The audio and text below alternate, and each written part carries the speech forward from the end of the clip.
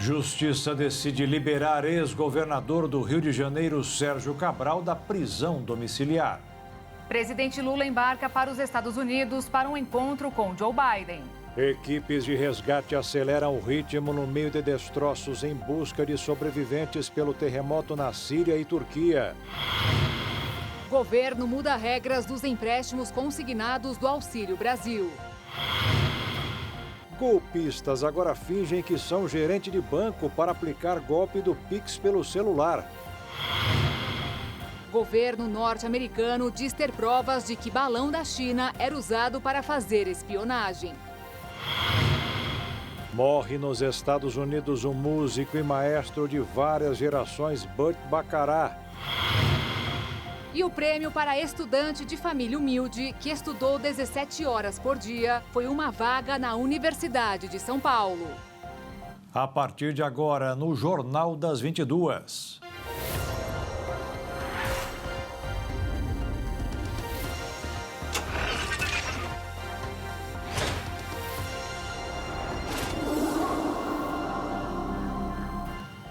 Olá, boa noite. Boa noite. O presidente Luiz Inácio Lula da Silva já chegou aos Estados Unidos, onde o principal compromisso será um encontro com o presidente americano Joe Biden. Jaqueline Fonseca tem mais informações. O encontro entre Lula e Joe Biden está marcado para esta sexta-feira à noite. O presidente da República chegou a Washington agora há pouco, acompanhado da primeira-dama, Janja, e uma comitiva de ministros, entre eles Fernando Haddad, Marina Silva e Aniele Franco. Segundo a assessoria de comunicação do governo federal, a viagem foi um convite de Joe Biden e o encontro deve fortalecer a boa relação entre Brasil e Estados Unidos. Lula e Biden devem conversar sobre acordos econômicos, investimentos, combate às mudanças climáticas e promoção dos direitos humanos. Antes de viajar, Lula publicou nas redes sociais um vídeo com Geraldo Alckmin, que assumiu a presidência da República nesta quinta-feira e deve ficar até sábado, quando está previsto o retorno de Lula. Lula também disse em uma postagem nas redes sociais que quer construir relações de parceria e crescimento entre Brasil e Estados Unidos pelo desenvolvimento da região, debater ações pela paz no mundo e contra as fake news. Além de se reunir com Biden, Lula terá uma agenda com parlamentares do Partido Democrata e uma reunião com representantes da Federação Americana de Trabalho e Congresso de Organizações Industriais. Após a reunião com Biden, há previsão de uma coletiva de imprensa. Os Estados Unidos são o segundo maior parceiro comercial do Brasil. No ano passado, a movimentação financeira entre os dois países ultrapassou 88 bilhões de dólares. De Brasília, Jaqueline Fonseca. Seguindo as previsões realizadas pela Organização Mundial da Saúde, o número de mortos decorrentes do terremoto no Oriente Médio já passou dos 20 mil. Equipes de 70 países embarcaram para a região para ajudar nos trabalhos de resgate. Essas imagens aéreas da cidade turca de Hatay, a mais afetada pelo terremoto, demonstram de uma maneira mais expansiva a grandiosidade do desastre causada pelo tremor de terra.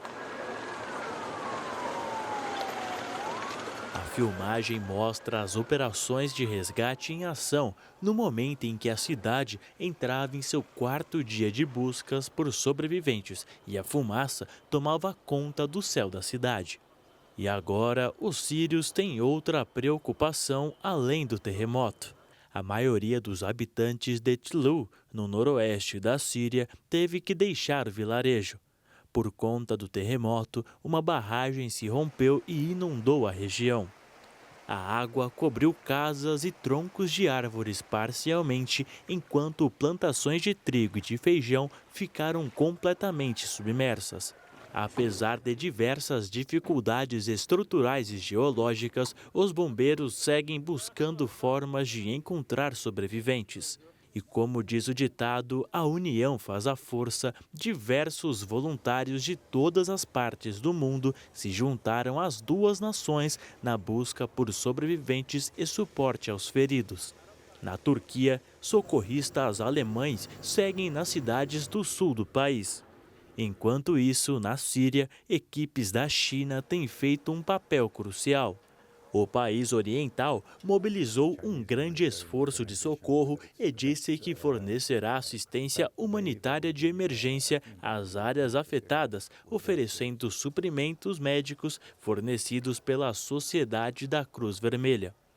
A possibilidade de encontrar sobreviventes é cada vez menor, já que o prazo de 72 horas passou e o frio intenso na região agrava ainda mais.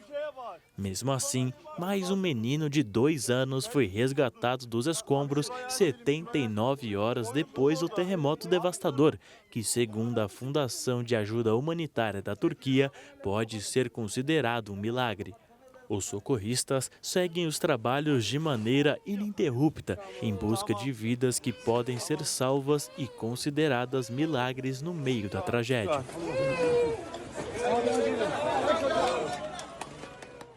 E assim como outros países fizeram, o Brasil enviou ajuda humanitária para a Turquia. Dezenas de agentes se juntaram a tantos outros voluntários que se mobilizam neste momento de dor e esperança. O avião da Força Aérea Brasileira saiu do aeroporto de Guarulhos, em São Paulo. Ao todo, são 42 pessoas que estarão empenhadas em ajudar no resgate das vítimas. São 34 bombeiros de São Paulo, Minas Gerais, Distrito Federal e do Espírito Santo, além de médicos e agentes da Defesa Civil. 5 cães farejadores também foram enviados para colaborar na localização das vítimas do terremoto. O avião também transportava 6 toneladas de equipamento, tudo para ajudar nas buscas. O Ministério da Saúde doou 3 conjuntos de kits calamidade, que contêm em cada um 250 quilos de medicamentos e itens emergenciais. Eles têm capacidade para atender até 1.500 pessoas pelo período de 1 mês. O trabalho dos socorristas é cada vez mais intenso porque a esperança de encontrar sobreviventes diminui com o passar das horas. E cada vez que em meio aos escombros alguém é resgatado com vida, o momento emociona familiares, bombeiros e voluntários.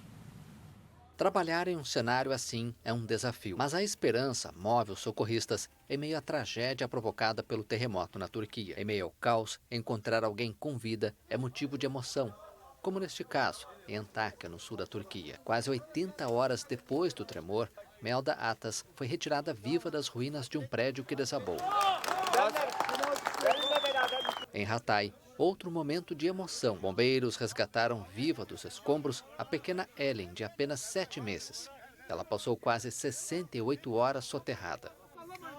Em outra cidade, equipes de emergência israelenses resgataram um menino de 12 anos dos escombros. Ele estava em um prédio atingido pelo terremoto. Em Adiaman, equipes de resgate concentram os trabalhos no que sobrou de um hotel. Um grupo que iria disputar um torneio de vôlei estava no local. Até agora, os corpos de 2 professores foram recuperados. Ao menos 33 pessoas estão desaparecidas. Assim como em Adiaman, equipes correm contra o tempo em muitas outras cidades. Milhares de pessoas podem estar presas nos escombros em diversas regiões. Em muitos casos, a esperança diminui com as temperaturas gélidas e a superação do prazo de 72 horas, considerado crucial para resgatar sobreviventes. Agora mudamos de assunto, vamos falar de problemas no sistema de saúde aqui no Brasil, porque uma pesquisa revelou que os pacientes das redes pública e privada de saúde enfrentam problemas em comum. O levantamento feito com 2.000 pessoas apontou quais são as principais queixas quanto ao setor no país. O estudo feito pelo Instituto Inteligência em Pesquisa e Consultoria, IPEC, indicou o despreparo médico como um dos grandes gargalos da saúde no Brasil. Além disso, os entrevistados citaram a superlotação de hospitais, emergências e pronto atendimentos, a falta de profissionais e a demora para a realização de exames. A pesquisa do IPEC ouviu 2.000 pessoas das classes A, B e C e com mais de 16 anos pela internet. Por sua vez, até 2018, o Conselho Regional de Medicina do Estado de São Paulo media a qualificação dos alunos e cursos na área. Para isso, aplicavam a avaliação do conhecimento de estudantes de 6º ano de escolas médicas paulistas. Se em 2011, dos 533 formandos sabatinados, apenas 16% foram aprovados, no último exame, há 5 anos, houve evolução. 1.961 alunos, quase 62% dos recém-formados, acertaram mais de 60% das 120 questões da prova. Fomos às ruas para saber se a população se sente segura em ser atendida por recém-formados. Eu sinto um pouco de falta de empatia dos médicos. Tem médicos muito atenciosos, tanto na rede do SUS quanto na privada, só que infelizmente tem outros que parece que não têm amor à profissão, então isso acaba impactando na qualidade prestada. Na minha opinião não, porque sempre ele está acompanhado, né? Ele sempre está com professores, tem pessoas que ele sempre está tirando as dúvidas. Muito difícil eu passar com ele sozinho, então no meu caso não tive receio, né? A dona Silvia diz que sente saudade do atendimento que recebia quando era mais jovem. Os médicos tinham mais carinho, eram mais atenciosos. Hoje você chega tanto no hospital como num posto de saúde, né? Ele olha para você e pergunta o que você tem. É assim que funciona. Júlio Braga, da Comissão de Ensino Médico do Conselho Federal de Medicina, diz que ainda não é possível mensurar de forma objetiva a qualidade dos cursos do setor no Brasil.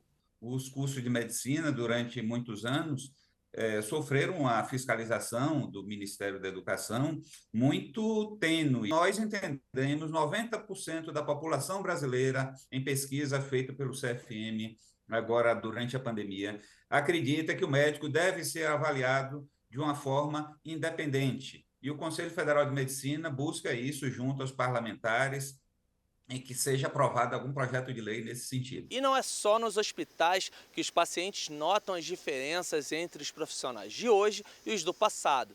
Nas farmácias, o atendimento costumava ser muito mais intimista. Os farmacêuticos conheciam todo o histórico dos moradores do bairro. Eram praticamente médicos da família. Você chegava no lugar, o farmacêutico sabia o que você tinha. Ele te dava o remédio certo, né? E hoje não, hoje ele já não dá mais. Mas, segundo José Ricardo Amadio, conselheiro federal de farmácia em Mato Grosso, hoje as farmácias estão preparadas para atender a população de forma mais ampla, complementando o atendimento médico. Algumas farmácias já têm os seus consultórios, né? Já estão uma alteração no mercado, né? Na qual o profissional farmacêutico existem os programas de atenção farmacêutica, né? E de acompanhamento, né? Na verdade, acompanhamento farmacoterapêutico, na qual o paciente, né?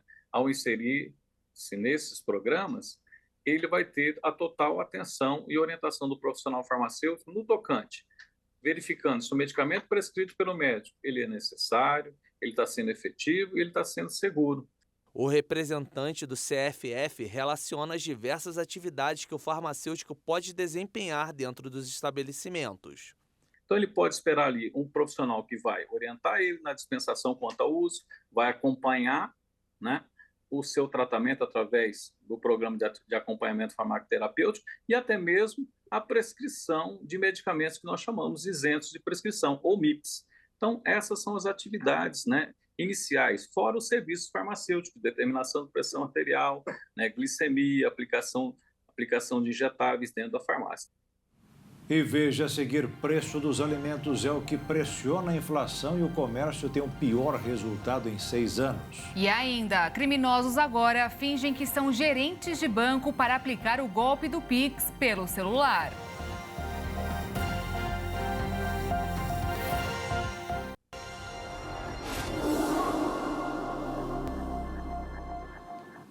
A polícia pediu ao STF que devolvesse os 2 celulares de Ibanez Rocha, governador afastado do Distrito Federal, e deputados distritais pediram ao ministro Alexandre de Moraes que autorize a volta do político ao cargo no DF.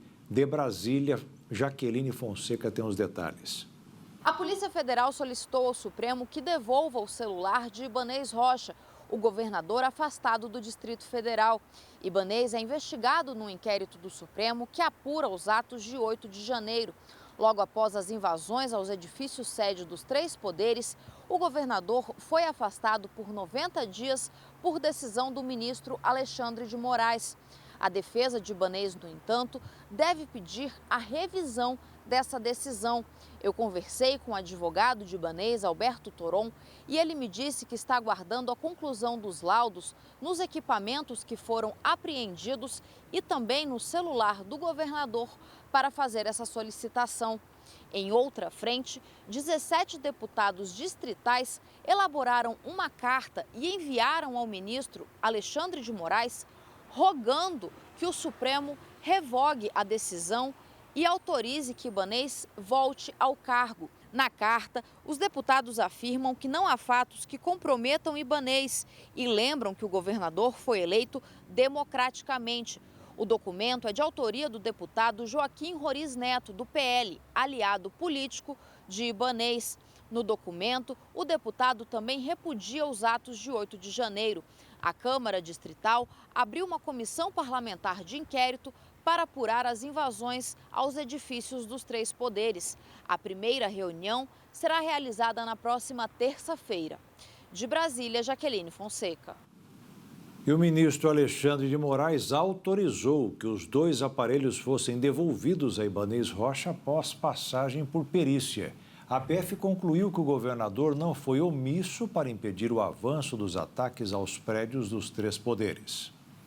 O Tribunal Regional Federal da 2ª Região revogou a ordem que mantinha o ex-governador do Rio de Janeiro, Sérgio Cabral, em prisão domiciliar. Ele agora pode deixar o apartamento onde cumpria a pena, em Copacabana, e circular livremente pelas ruas fazendo uso de uma tornozeleira eletrônica.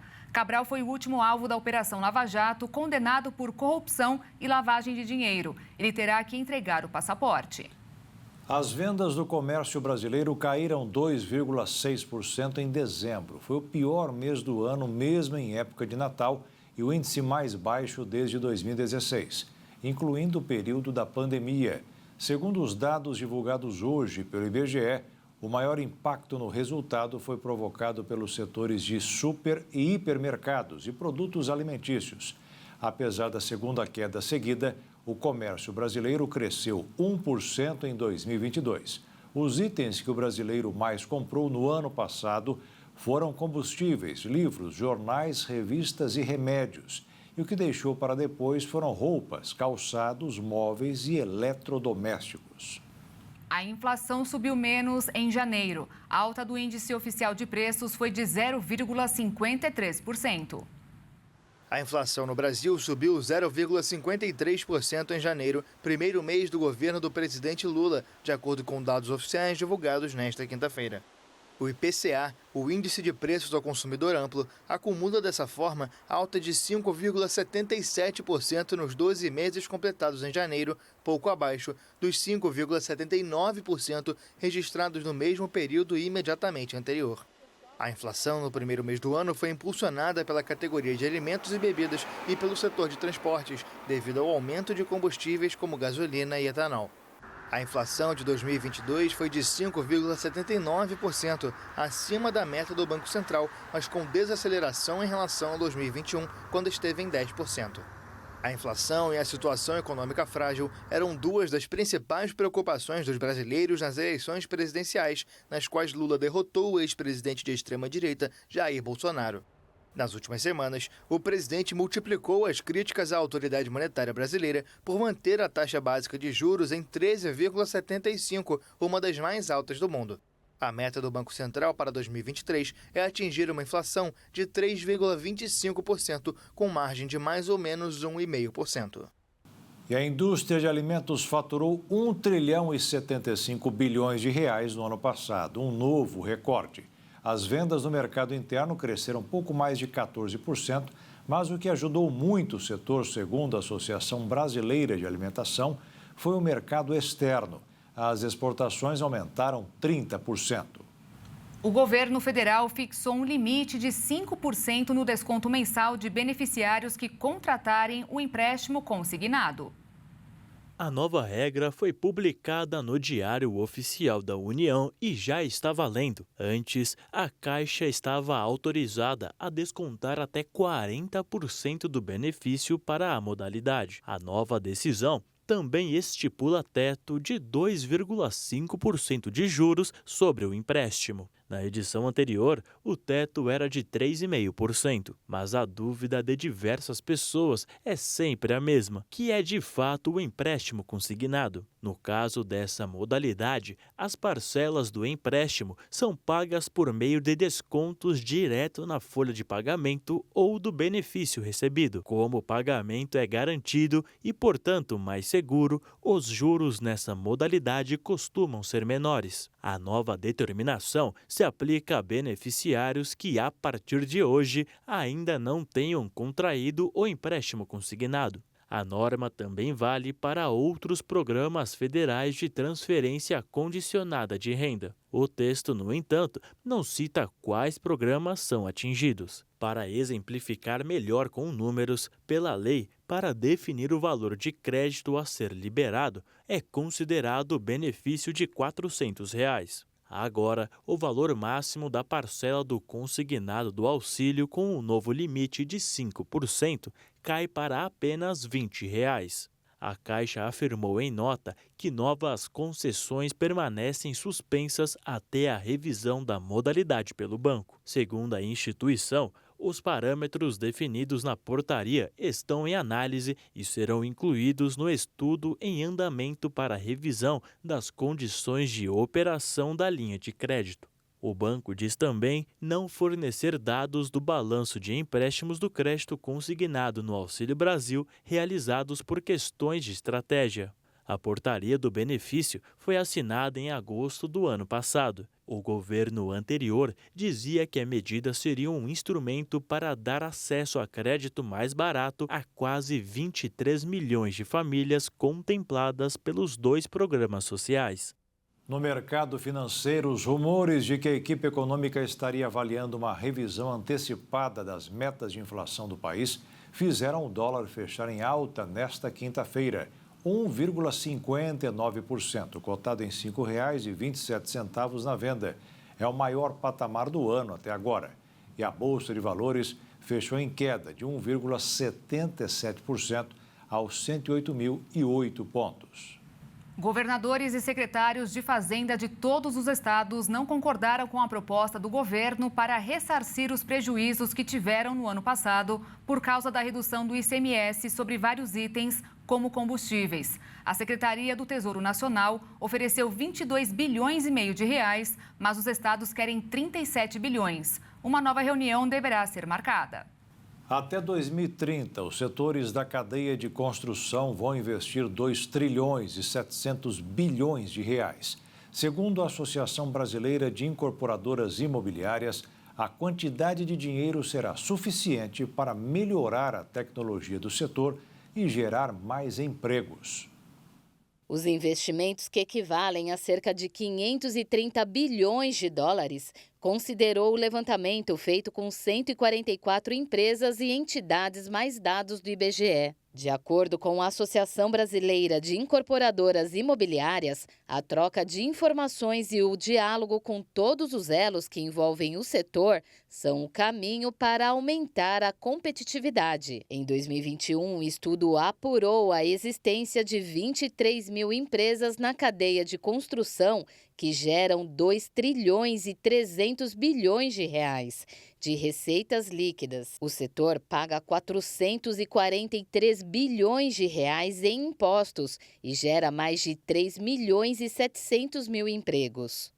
A Disney anunciou que vai demitir 7 mil funcionários como tentativa de poupar os gastos. A empresa espera que o corte garanta uma economia de cerca de 26 bilhões de reais. A decisão foi tomada como um plano de reestruturação de seu negócio de streaming, que no último trimestre de 2022 teve uma queda de 2 milhões de assinantes. O tempo passa e os bandidos seguem inventando novas formas de darem golpes na população. Entre os mais famosos, ultimamente, estão os que envolvem o Pix e até falsidade ideológica. Com as facilidades da tecnologia, novas dificuldades surgem para lidar com as contas financeiras e os golpistas se aproveitam dessa situação, usando informações resguardadas pelo sigilo bancário, como movimentações da conta corrente. O novo golpe do Pix utiliza da fragilidade da população. Os bandidos, então, fingem ser funcionários das instituições financeiras, conquistam a confiança da vítima e pedem transferências e depósitos. De maneira bem instruída, os bandidos indicam o que a pessoa deve fazer e o direcionam ao golpe. Os pedidos são para a realização de transferências, geralmente de altos valores. Outro tipo de traquinagem dos falsos atendentes é pedir para que a pessoa baixe um outro aplicativo do banco para corrigir as tentativas de extorsão em sua conta. Desde quando o Pix foi instaurado, em novembro de 2020, a ferramenta provocou um aumento imenso nas tentativas de golpes. A Febraban afirma que os bancos investem constantemente e de maneira massiva em campanhas e ações de conscientização em seus canais de comunicação com os clientes para orientar a população a se prevenir de fraudes. Mas isso depende da boa orientação do público para que as fraudes caiam. E veja a seguir, governo dos Estados Unidos diz ter provas de que balão da China era usado para fazer espionagem. E veja também, aumentam os acidentes provocados pelos escorpiões na cidade de Teixeira de Freitas, na Bahia.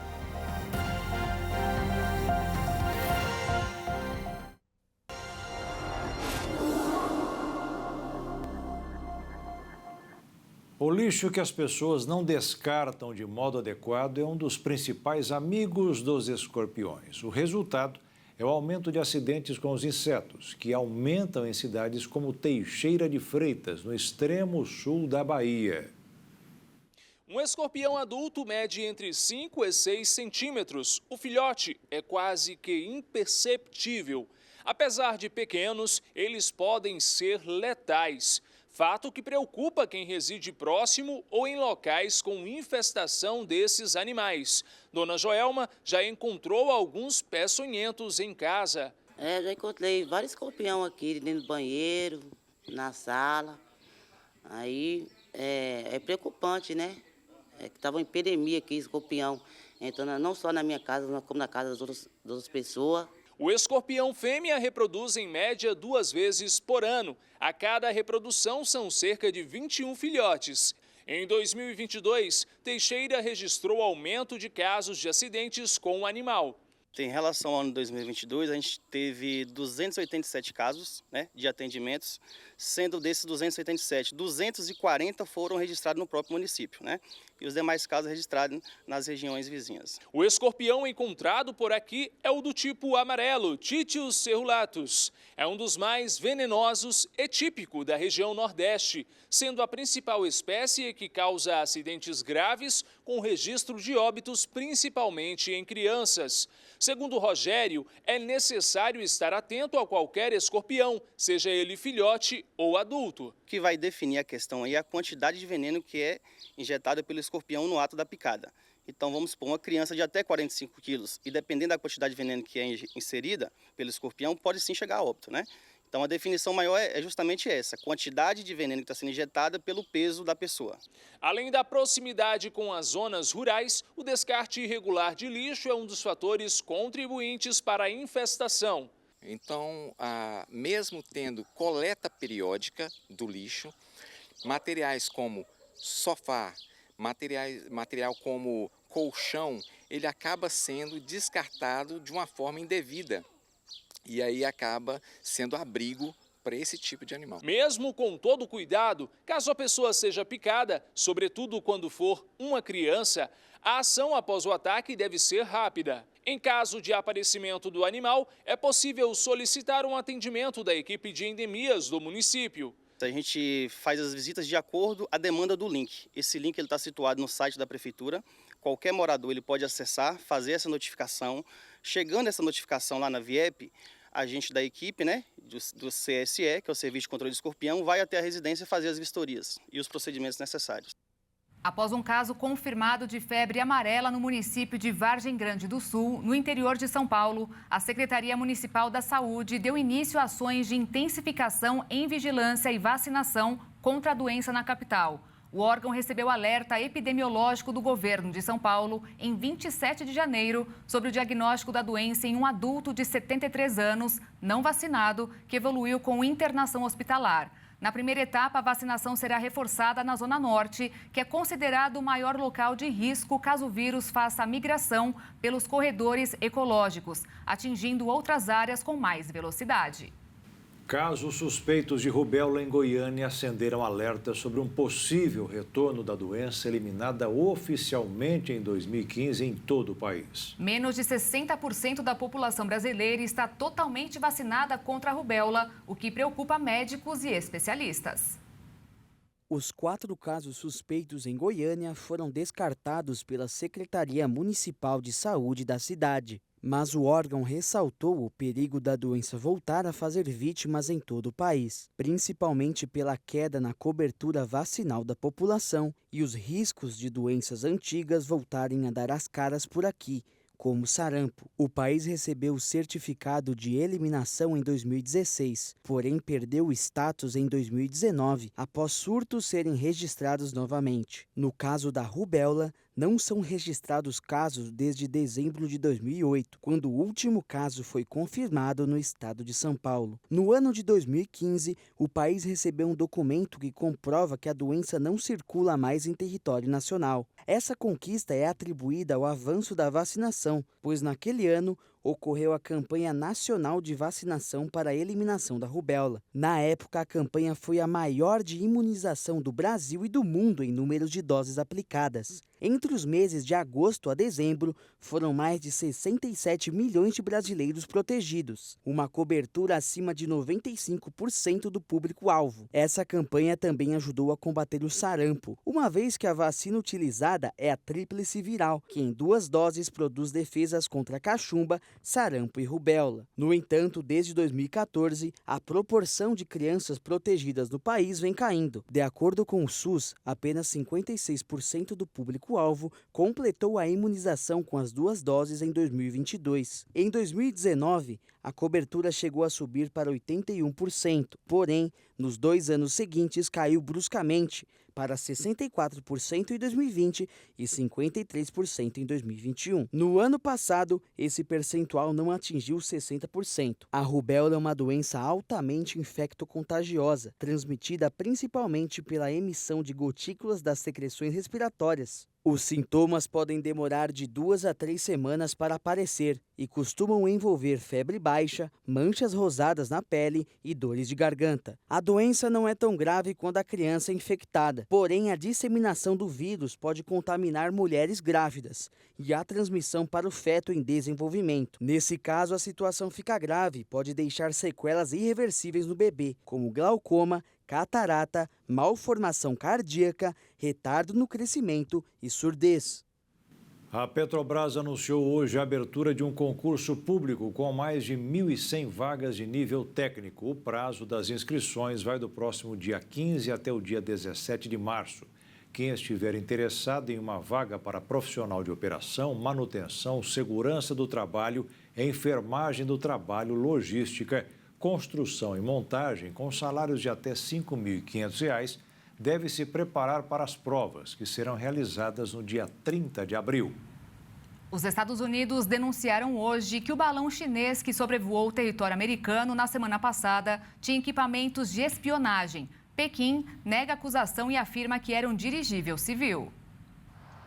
Imagens dos aviões espiões U-2 mostraram que o balão chinês que sobrevoou os Estados Unidos na semana passada estava inequivocadamente equipado com dispositivos para coletar dados de inteligência e não meteorológicos. A afirmação foi feita por um funcionário do alto escalão do governo americano nesta quinta-feira. De acordo com o Departamento de Estado, imagens detalhadas tiradas pelos aviões americanos mostraram que o equipamento do balão era claramente para vigilância de inteligência, sendo inconsistente com o equipamento a bordo de balões meteorológicos. Uma nota divulgada pela diplomacia americana explicou que o dirigível tinha várias antenas para incluir uma matriz provavelmente capaz de coletar e geolocalizar comunicações. O dispositivo, que foi abatido no último sábado enquanto estava sobre o Atlântico, chegou a atravessar grande parte do território americano, sobrevoando áreas onde os Estados Unidos armazenam mísseis nucleares em silos subterrâneos e bases de bombardeiros estratégicos.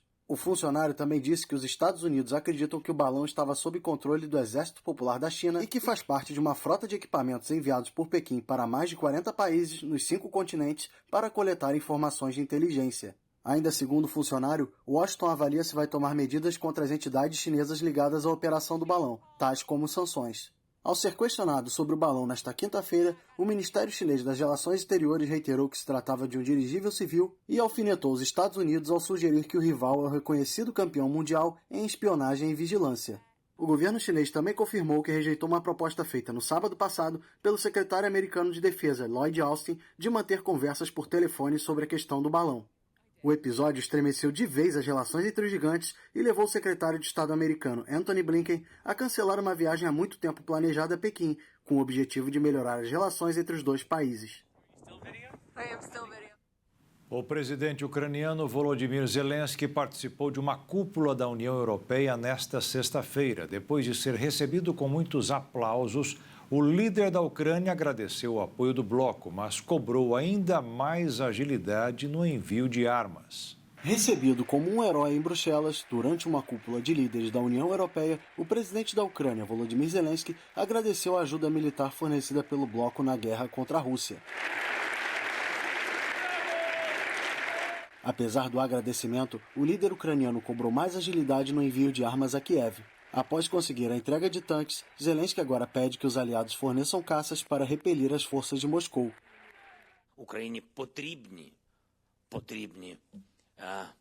такі можливості, потрібні. A Ucrânia precisa dessas oportunidades. Precisamos de artilharia, munição, tanques modernos, mísseis de longo alcance e aviação moderna. Sou grato a todos que forneceram assistência. Temos que aumentar a dinâmica da nossa cooperação e fazer isso mais rápido do que o agressor.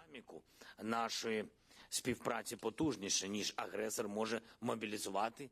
Durante a reunião, a presidente da Comissão Europeia, Ursula von der Leyen, declarou que é preciso fazer mais em apoio à Ucrânia. Já a chefe do Parlamento Europeu, Roberta Metsola, afirmou que os membros da União Europeia não devem hesitar em atender o pedido por caças.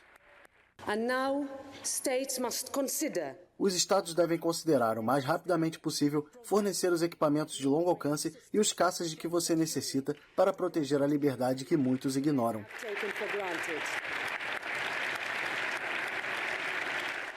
Em mais uma prova de apoio irrestrito, Metsola também declarou que a Ucrânia é a Europa e que o futuro do país é a União Europeia.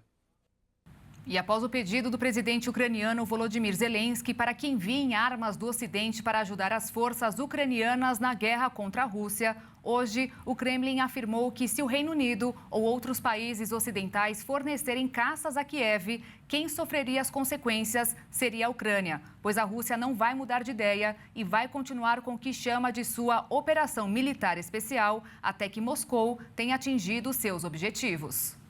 Os incêndios no Chile seguem sem controle, apesar do combate incessante. Mais de 5.000 pessoas trabalham na operação contra os focos, que não param de surgir devido à forte onda de calor que atinge o sul do país. O Chile está no aguardo da ajuda humanitária brasileira. Trata-se de uma batalha incessante contra as chamas, que envolve mais de 5.600 brigadistas florestais e bombeiros voluntários, e que já conta com apoio no terreno de contingentes do México, Colômbia e Espanha. O número de incêndios ativos chega a 311 e 89 estão sendo combatidos, os piores números desde o início da crise atual. As chamas arrasaram 309 mil hectares nas regiões de Maule, Nuble, Biobío e La Araucanía. O último balanço mantém o número de mortos em 24, enquanto os feridos chegam a 2.180. Os incêndios destruíram 1.180 residências e deixaram até agora 5.560 pessoas desalojadas. E veja a seguir, morre nos Estados Unidos o músico e maestro de várias gerações, Burt Bacharach. E ainda, o exemplo de uma jovem de família humilde que estudou 17 horas por dia para conseguir uma vaga na Universidade de São Paulo.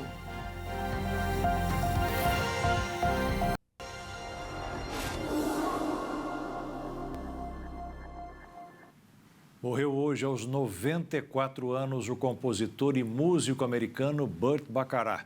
Dono de 3 prêmios Oscar, ele teve a morte confirmada por sua agente. Burt morreu de causas naturais em Los Angeles. Desde o começo dos anos 60, as composições de Bird conquistaram grandes nomes da música americana. Uma de suas letras mais famosas, I Say a Little Prayer, teve vida na voz da cantora Dionne Warwick. O músico construiu uma carreira repleta de conquistas e premiações, com direito a 3 estatuetas no Oscar. Em 1982, pela melhor trilha sonora e música original do filme Arthur, o Milionário. Em 1970, ele ganhou 2 estatuetas de uma só vez, com a trilha sonora produzida para o filme Butch Cassidy, clássico filme de faroeste, além de melhor canção original por Raindrops Keep Falling on My Head. O compositor também recebeu 21 indicações para o Grammy e conquistou 6 prêmios. Os mais recentes foram os de álbum de pop instrumental em 2006 e um prêmio especial pela carreira em 2008. Em 1989, ele também foi agraciado com um prêmio com a canção That's What Friends Are For, interpretada por Dionne Warwick, Stevie Wonder, Gladys Knight e Elton John. No cinema, Baccarat apareceu nos filmes de Austin Powers, paródia de James Bond, estrelado por Mike Myers com temática dos anos 60. Burt Baccarat dizia ser uma pessoa em busca de um pop perfeito e uniu a classe da música sinfônica do final do século XIX com a orquestração pop moderna. O músico deixa a esposa Jane Hansen e 2 filhos, Oliver e Haley.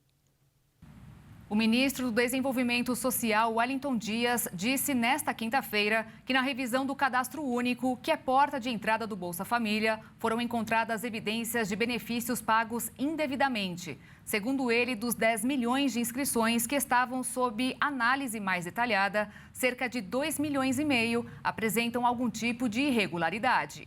A Polícia Federal, o Ministério Público e a Receita Federal deflagraram hoje a Operação Inflamável para combater crimes tributários cometidos por meio de fraude relacionada a supostos serviços de consultoria tributária prestados, em geral, a postos de combustíveis.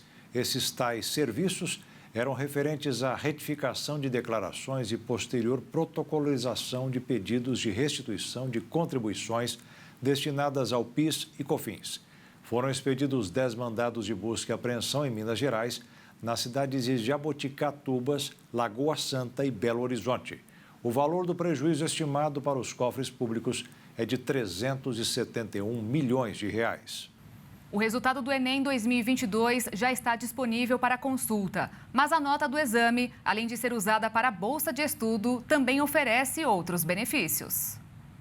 Com o resultado do Exame Nacional do Ensino Médio, o candidato ou já aluno pode fazer o uso de diversas formas. Por exemplo, no SISU, que é o Sistema de Seleção Unificada do Ministério da Educação, que seleciona estudantes para universidades públicas. O aluno pode mudar suas opções de cursos no sistema quantas vezes quiser ao longo do período de inscrição, tomando como base as notas de cortes parciais divulgadas diariamente. No ProUni, que é o programa Universidade para Todos, que oferece bolsas integrais e parciais em instituições de ensino particulares, o candidato deve indicar, em ordem de preferência, até 2 opções de curso e monitorar a nota parcial para aqueles cursos. Já no FIES, o Fundo de Financiamento Estudantil, que paga 50% ou 100% das mensalidades de estudantes em universidades e faculdades privadas.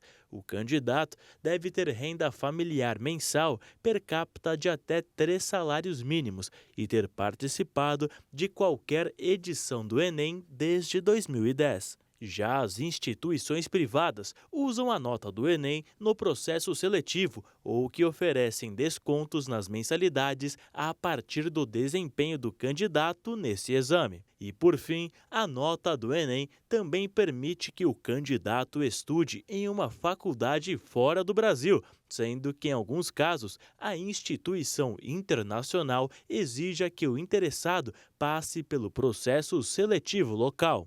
O MEC tem acordo com países como Portugal, Inglaterra, França, Irlanda e Canadá. São muitas vantagens em prestar o exame. Para saber como foi o seu desempenho em 2022, basta entrar na página do participante e fazer login com CPF e senha cadastrados no sistema. Uma estudante de 20 anos de origem humilde foi aprovada no curso de medicina da USP, a Universidade de São Paulo. Só que até conseguir a vaga na faculdade, ela chegou a estudar 17 horas por dia. O esforço foi recompensado, né, Beatriz? Durante 3 anos, e a fazer mais de 250 redações para treinar a escrita. Oi, eu sou Maria.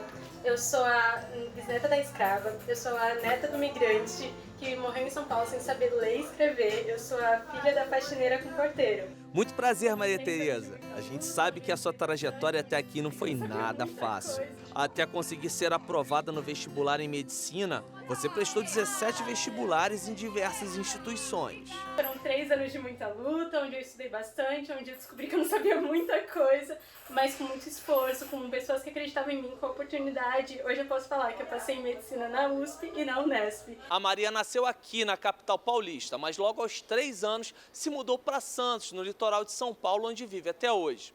Os pais dela nunca fizeram faculdade, mas sempre acreditaram no potencial e nos sonhos da filha. Eles sabiam que através da educação ela poderia mudar a realidade de toda a família. Parecem sonhos bobos para umas pessoas, mas pra gente são coisas incríveis. Por exemplo, quando eu fui aprovada na USP, a gente pediu pizza aqui em casa. E eu sei que para a maioria das pessoas isso é uma coisa comum, corriqueira, mas pra gente não. Foi um momento especial. Eu sei que eu vou poder proporcionar para os meus pais uma melhoria de vida. Eu sei que eu vou poder proporcionar para os meus pais uma melhor condição, mais conforto. Porque a gente tem uma vida meio difícil, mas por eles terem investido tanto em mim, agora eu sei que eu vou poder investir neles. As boas notícias começaram com a obtenção de uma bolsa integral em uma universidade particular, em Bragança Paulista, interior de São Paulo. Logo depois, o maior feito e a realização de um sonho, a aprovação no curso de medicina da USP, em Bauru, também no interior. E para completar, a Maria também foi aprovada na Universidade Estadual Paulista, Unesp. Quando recebeu a notícia das aprovações, a emoção tomou conta da estudante. Mãe? Mãe, é urgente. Eu coloquei minha nota no ProUni de Medicina no interior de São Paulo e eu passei. 100%. 100% de bolsa. Ela vai pro interior. Só depois de algum tempo a ficha caiu e ela percebeu que as listas de aprovados não estavam erradas. Quando eu fui aprovada em medicina pela USP, eu tinha ido conhecer essa faculdade nesse dia e eu cheguei na faculdade, eu não consegui conhecer ela, fazer o tour. Eu fui para uma cidade do lado e daí quando deu meio-dia eu abri a lista de aprovados, eu vi meu nome, aí eu fechei a lista, abri novamente, vi meu nome, fechei a lista, abri novamente, só na terceira vez que eu entendi. Eu passei em medicina na USP. A presença de Deus na vida da Maria é inegociável, como ela mesma diz. Afinal, foi esse relacionamento que a fez chegar onde está. Além da rotina de oração, tem um trecho da Bíblia contido em Salmos 126, que é a base da caminhada da Maria e que explica toda a trajetória dela até aqui. Aquele que sai chorando enquanto lança a semente, voltará com cânticos de alegria, trazendo seus feixes. Deus, ele me falava que, apesar de eu estar estudando, era para eu continuar investindo no reino dele. Todo dia, antes de estudar, eu tinha que fazer devocional, porque era nítido a diferença de um dia que eu não separava um momento para ficar com Deus e o dia que eu separava um momento para ficar com Deus antes de começar meus estudos. E sem o apoio dele, sem crer na promessa dele, eu provavelmente teria desistido. Porque muitas vezes eu estava super desanimada e Deus usava alguém para falar para eu não desistir, para falar para eu continuar. E ele ia me dar vitória. Foi muito bom conhecer você, Maria. A gente espera que a sua história sirva para incentivar muitos jovens que estão na mesma situação que a sua, a buscarem ir além e transformarem suas realidades e o mundo que os cerca. Acima de tudo, você ter o seu objetivo bem marcado, porque vão vir muitas pessoas horríveis, que é melhor trocar de curso, vão vir gente dizendo que aquele não é um lugar para você, mas quando você tem uma rede de apoio, quando você coloca Deus, quando você tem um objetivo bem firmado, a gente consegue chegar finalmente ao resultado tão sonhado.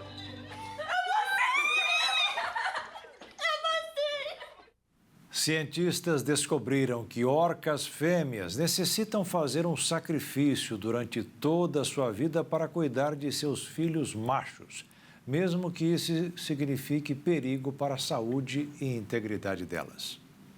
As mães orcas realizam sacrifícios pelos seus filhos desde o nascimento.